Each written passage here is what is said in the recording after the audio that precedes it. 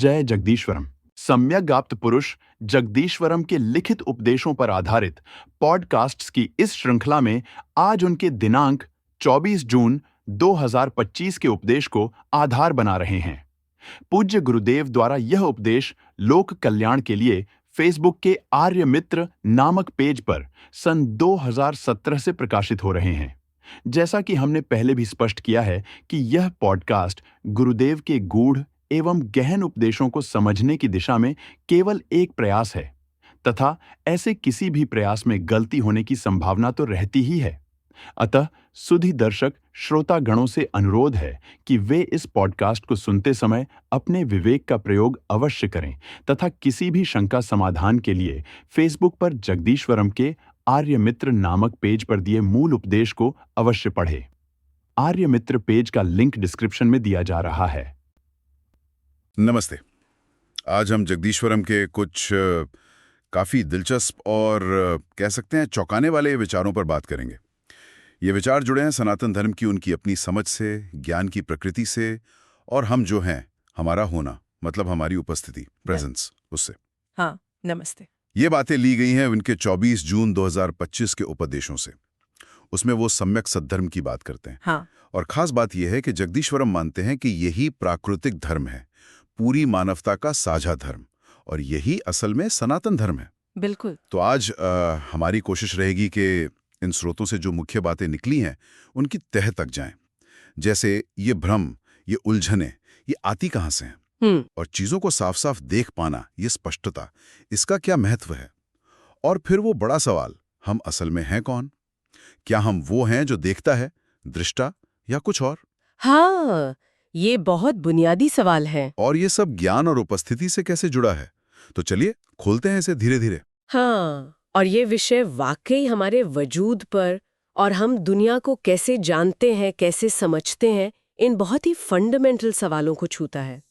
स्रोत साफ कहते हैं कि अगर समझ में स्पष्टता आ जाए, चीजें साफ दिखने लगें, तो भ्रम और डर वो अपने आप चले जाते हैं। अच्छा। हाँ, यही मुक्ति का रास्ता है।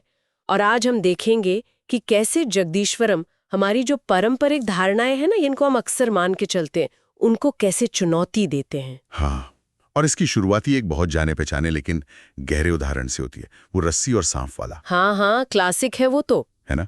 जैसे अंधेरे में या दूर कोई रस्सी पड़ी हो तो सांप लगती है और एकदम से डर बैठ जाता है मन में। बिल्कुल। लेकिन जैसे ही पास जाते हैं, रोशनी होती है, तो फट से साफ हो जाता है, अरे ये तो रस्सी है।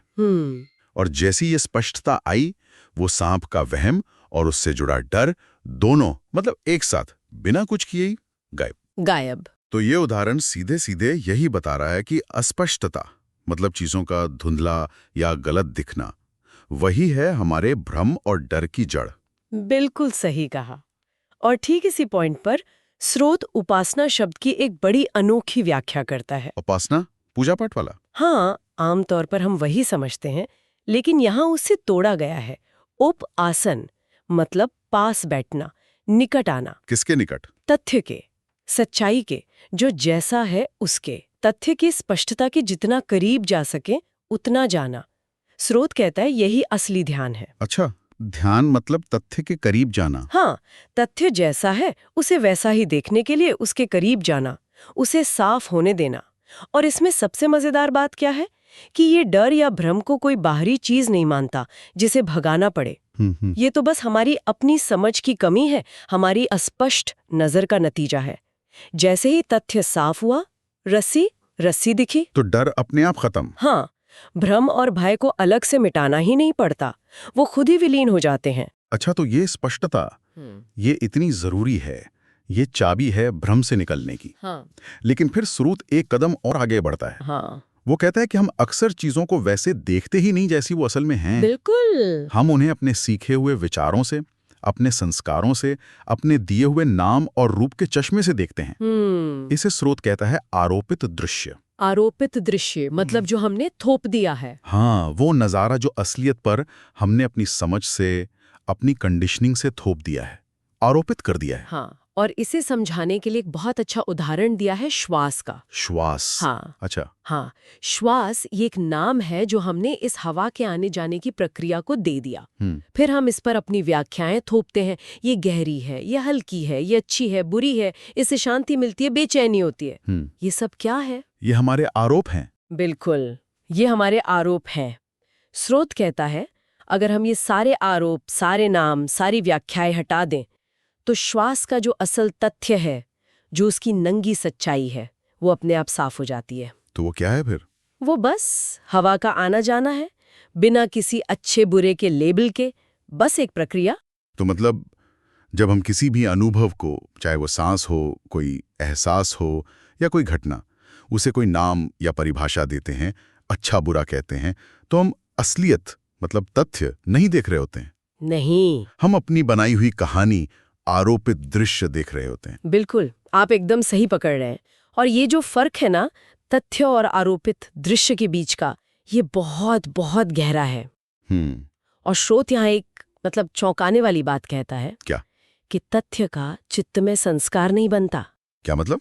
संस्कार नहीं बनता? हाँ, जो वास्तविकता है जैसी वो है, उसका सीधा अनुभव हमारे मन पर कोई गहरा निशान, कोई आदत, कोई संस्कार नहीं छोड़ता। तो फिर निशान किसका बनता है? आदत किसकी बनती है?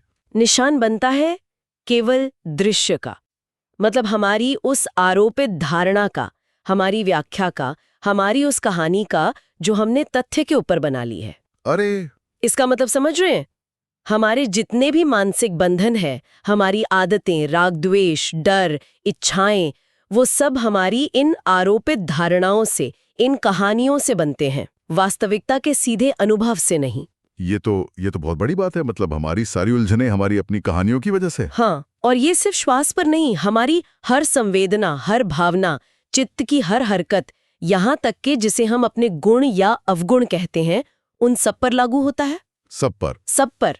स्रोत कहता है कि अगर किसी भी चीज के बारे में सिर्फ ज्ञात भर होना रह जाए, ज्ञात भर होना? हाँ, मतलब बस जानने की शुद्ध प्रक्रिया हो, बिना किसी आरोप के, बिना उसे कोई नाम दिए, कोई कहानी घड़े, तो तथ्य अपने आप में स्पष्ट है और उसका कोई बंधनकारी संस्कार नहीं बनता। अरे, ये बात तो सच में सोचने वाली है।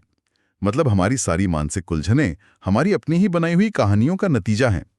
असलियत तो बस है जैसी है। पर अब यहाँ एक और बड़ा मोड़ आता है, एक और बड़ा सवाल। हाँ। स्रोत एक ऐसी बुनियादी धारणा पर सवाल उठाता है जिसे हम शायद अपनी पहचान का आधार मानते हैं। स्रोत साफ कहता है, तथ्यतः तुम दृष्टा नहीं हो, देखने वाले नहीं हो। हाँ? ये सुनकर तो मतलब किसी को भी झटका लगे। अगर मैं देखने वाला नहीं हूं तो फिर कौन देख रहा है ये सब? मैं कौन हूं फिर? हाँ, ये विचार पारंपरिक समझ को पूरी तरह हिला देता है। अगर आप दृष्टा नहीं है तो क्या है? स्रोत कहता है तुम बस निमित्त मात्र उपस्थित भर हो। निमित्त मात्र उपस्थित भर, इसका क्या मतलब हुआ? निमित्त मतलब? निमित्त यानी एक कारण, एक माध्यम, और उपस्थित भर होना मतलब सिर्फ मौजूद होना। तो आप ज्ञान होने की प्रक्रिया के लिए, अनुभव होने के लिए सिर्फ एक जरूरी माध्यम है, एक स्पेस, एक उपस्थिति। जैसे कोई घटना घटने के लिए जगह और समय का होना जरूरी है ना, वैसे ही कुछ भी जानने या अनुभव होने के लिए इस उपस्थिति का होना जरूरी है। लेकिन ये उपस्थिति खुद देखने वाली नहीं है। अच्छा। हाँ, दृष्टा होने का भाव, यानी मैं देख रहा हूं, मैं अनुभव कर रहा हूं, ये भाव भी उसी स्पष्टता की कमी के कारण उस निमित्त पर, उस जरूरी उपस्थिति पर आरोपित हो गया है, थोप दिया गया है। एक मिनट, इसे ठीक से पकड़ने की कोशिश करता हूं। मतलब जैसे एक कमरा है, उसमें रोशनी है, तभी चीजें दिखती हैं। तो क्या ये उपस्थिति उस कमरे या रोशनी की तरह है, जिसके बिना देखना संभव नहीं, पर जो खुद देखने वाला नहीं है? हाँ, काफी हद तक। और हमने गलती से खुद को वो कमरा या रोशनी समझने की बजाय देखने वाला मान लिया है। हाँ, ये सादृश्य काफी मदद कर सकता है। ये वाकई एक क्रांतिकारी विचार है, क्योंकि ज्यादातर आध्यात्मिक मार्ग क्या कहते हैं? वो तो दृष्टा भाव या साक्षी भाव जगाने को कहते हैं। बिल्कुल, उसे एक ऊंची अवस्था मानते हैं। लेकिन ये स्रोत ठीक उल्टा कह रहा है। क्या कह रहा है? ये कह रहा है कि निमित्त मात्र उपस्थित भर होना ही हमारा सहज स्वभाव है, हमारी असली बुनियादी प्रकृति। अच्छा, ये हमारा सहज स्वभाव है। हाँ, जबकि दृष्टा होना, ज्ञाता होना, मैं जानने वाला हूँ, कर्ता होना, मैं करने वाला हूँ, भोक्ता होना, मैं भोगने वाला हूँ, और यहाँ तक कि साक्षी होना, मैं बस देख रहा हूँ अलग होकर, ये सब अपर स्वभाव है।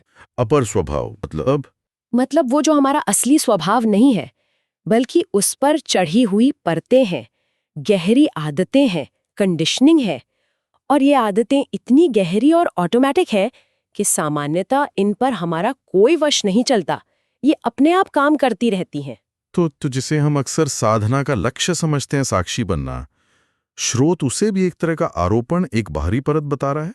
ये तो बहुत बड़ी चुनौती है मान्यताओं के लिए। बिल्कुल।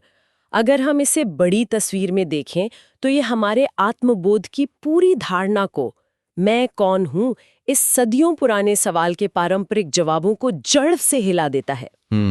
स्रोत तो यहाँ तक कहता है कि साक्षी भाव, जिसे अक्सर मुक्ति का पहला कदम मानते हैं ना लोग, वो भी स्वभाव नहीं है, बल्कि एक बहुत ही सूक्ष्म दबाव है। दबाव? कैसा दबाव? एक तरह का सूक्ष्म अहंकार कि मैं साक्षी हूं, और इसी साक्षी भाव के दबाव में आकर व्यक्ति खुद को दृश्य से अलग एक देखने वाले व्यक्ति के रूप में स्थापित कर लेता है और अनजाने में उसी में बंध जाता है। तो फिर साक्षी भाव से सावधान रहने को क्यों कहा गया है?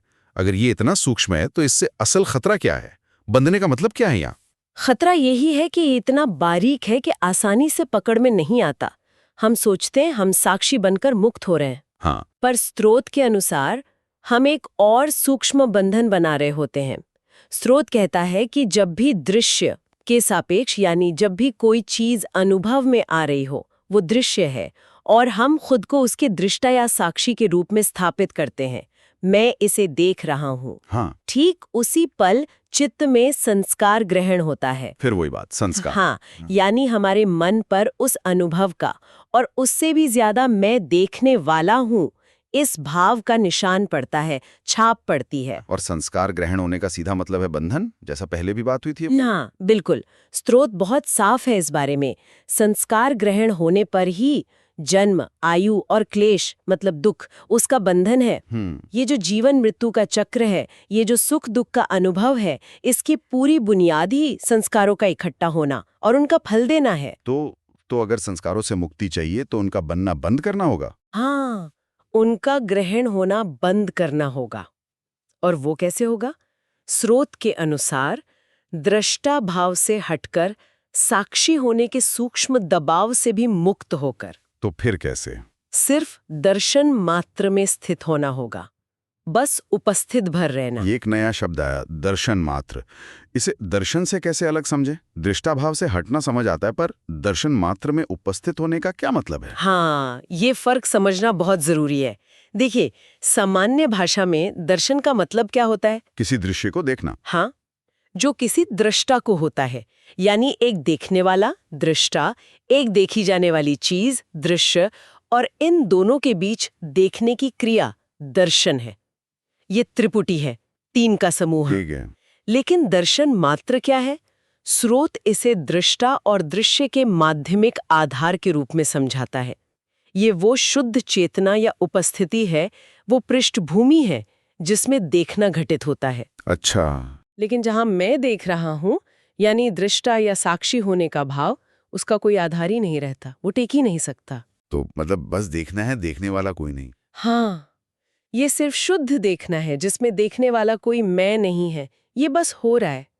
और स्रोत यहाँ उन शास्त्रों से भी सावधान करता है जो दृष्टा या साक्षी होने के भाव को ही अंतिम सत्य मानकर उसे बढ़ावा देते हैं। अच्छा। हाँ, वो कहते हैं तुम न दृष्टा हो, न साक्षी, न कर्ता, न भोक्ता। ये सब उपाधियां हैं जो तुम्हारी सहज उपस्थिति पर आरोपित हैं, चिपका दी गई हैं। तो जब ये आरोपित दृष्टा का भाव, ये मैं देखने वाला हूँ या मैं साक्षी हूँ का भाव, जब ये भंग होता है, गिर जाता है, तो फिर क्या स्पष्ट होता है, क्या बचता है आखिर? स्रोत के अनुसार तब स्पष्ट होता है हमारा सहज स्वभाव, अहंकार रहित, निमित्त मात्र बस उपस्थित भर होना। फिर से वही। हाँ, यानी एक ऐसी उपस्थिति जो सिर्फ एक माध्यम है, एक स्पेस है जिसमें मैं का भाव यानी अहंकार पूरी तरह से गैर मौजूद है। अहंकार रहित उपस्थिति। हाँ, और इस सहज स्थिति की सबसे खास, सबसे अद्भुत बात ये बताई गई है कि इसका न तो कोई आरंभ है और न ही कोई अंत। कोई शुरुआत नहीं, कोई अंत नहीं। नहीं, ये हमेशा से है और हमेशा रहेगी। ये सदा सनातन है, नित्य स्थिर है, इसमें कोई बदलाव नहीं आता। सदा सनातन हमेशा से है, हमेशा रहेगी। इसे जन्मों की अनंत श्रृंखला से भी जोड़ा गया है ना? ये थोड़ा और समझना चाहेंगे। हाँ, ये बहुत ही दिलचस्प तरीके से समझाया गया है। स्रोत कहता है कि तुम अपना पहला जन्म कभी नहीं खोज सकते। पहला जन्म नहीं खो सकते। नहीं, तुम कितना भी पीछे जाओ अपनी यादों में या ध्यान में, तुम्हें हमेशा उस जन्म से पहले एक और जन्म मिलेगा ही मिलेगा। अच्छा, जन्मों की ये श्रृंखला अनादि और अनंत है, सदा से चली आ रही है और सदा तक चलती रहेगी। और स्रोत यहाँ एक दूसरे दृष्टिकोण का खंडन भी करता है, जिसे वो मोहम्मदियों का दृष्टिकोण कहता है, शायद इस्लाम का जिक्र है, जो मानता है कि एक पहला जन्म होता है और बस यही एक जीवन है। हाँ, कुछ लोग मानते हैं ऐसा। स्रोत कहता है नहीं, ऐसा नहीं है। ये श्रृंखला हमेशा से है और यही अनंत अनादि श्रृंखला ही सनातन अपौरुषेय रित है। सनातन अपौरुषीय रित। हाँ, सनातन मतलब जो हमेशा से है, अपौरुषेय मतलब जिसे किसी पुरुष या ईश्वर ने बनाया नहीं है, जो स्वाभाविक है, नेचुरल है, और रित मतलब एक तरह की शाश्वत प्राकृतिक व्यवस्था या सत्य। तो हमारी ये उपस्थिति जो निमित्त मात्र है, वो इस शाश्वत व्यवस्था का हिस्सा है, वो हमेशा से है। वाह, ये तो समय और अस्तित्व की एक बिल्कुल अलग ही तस्वीर पेश करता है। तो अगर आज की इस पूरी बातचीत को समेटें तो जगदीश्वरम के इन विचारों से हमने समझा कि कैसे चीज़ों को साफ ना देख पाना यानी अस्पष्टता वही है हमारे भ्रम और डर की असली वजह। हाँ। कैसे हम असलियत यानी तथ्य को अपनी सीखी हुई धारणाओं और कहानियों यानी आरोपित दृश्य से ढक देते हैं। बिल्कुल। और सबसे क्रांतिकारी बात, कैसे जिसे हम अपनी चेतना का केंद्र मानते हैं यानी दृष्टा या साक्षी होने का भाव, वो भी हमारा असली स्वभाव नहीं बल्कि एक बाहरी संस्कारित परत है। हमारा सहज असली स्वरूप तो बस निमित्त मात्र उपस्थित होना है, एक अहंकार रहित साक्षी भाव से भी मुक्त शुद्ध उपस्थिति। एकदम सही। तो इन सब बातों का हमारी रोजमर्रा की जिंदगी के लिए क्या मतलब निकलता है? मेरे ख्याल से ये हमें अपने हर पल के अनुभव को, अपने होने के एहसास को और जिसे हम मैं कहते हैं उसे एक बिल्कुल अलग, शायद ज्यादा बुनियादी और सच्ची नजर से देखने की चुनौती देता है। हाँ, बिल्कुल। ये सोचने पर मजबूर करता है कि अगर मैं दृष्टा नहीं, करता नहीं, भोगता नहीं, तो फिर ये जो अनुभव का खेल चल रहा है, इसमें मेरी भूमिका क्या है? मैं हूं क्या आखिर? बिल्कुल, ये विचार सिर्फ कोई बौद्धिक कसरत नहीं है, ये हमारे जीने के ढंग को बदल सकते हैं। और अंत में श्रोताओं के लिए एक विचार बिंदु छोड़ते हैं जिस पर वो खुद मनन कर सकते हैं। हाँ, अगर स्रोत के अनुसार स्पष्टता ही भ्रम को, आरोपित दृश्यों को और यहाँ तक कि दृष्टा भाव को भी भंग करने की चाबी है, और अगर बंधनकारी संस्कार केवल आरोपित दृश्य के सापेक्ष बनते हैं न कि तथ्य के सीधे अनुभव से, तो हम अपने रोजमर्रा के जीवन में, अपने काम में, अपने रिश्तों में, अपने विचारों और भावनाओं के साथ व्यवहार में इस स्पष्टता को कैसे बढ़ा सकते हैं? हाँ, ये सवाल है। कैसे हम अपनी आदतन आरोपित कहानियों और व्याख्याओं, दृश्य को देखने के बजाय उनके पीछे छिपी वास्तविकता, तथ्य को पहचानने का अभ्यास कर सकते हैं? ये सिर्फ सुनने की बात नहीं, बल्कि अपने अनुभव में जांचने और जीने की बात है। शायद यही वो उप आसन है, तथ्य के निकट जाने का अभ्यास, जिसकी बात स्रोत कर रहा है। भवतु सर्वमंगलम।